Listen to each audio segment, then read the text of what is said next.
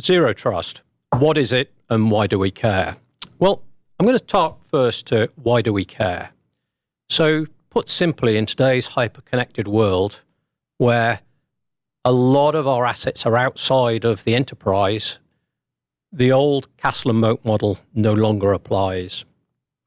So it's really about reducing risk to the enterprise or to the organization.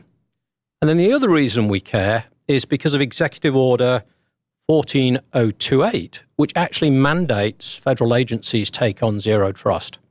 And what we'll see from that is that cascading down through the ecosystem and appearing in service contracts and in standards that apply to regulated industries.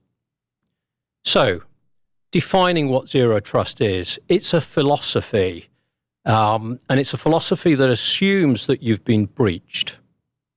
It replaces that historical model of castle and moat.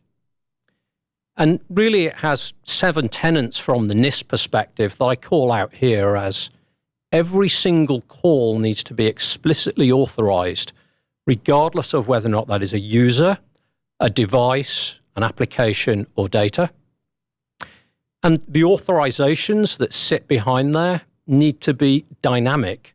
They need to be delivered based on the risk to the environment, using contextual information such as, but not limited to, the health of the end user device, the data sensitivity, where that individual is calling from, and ultimately the threat situation or environment.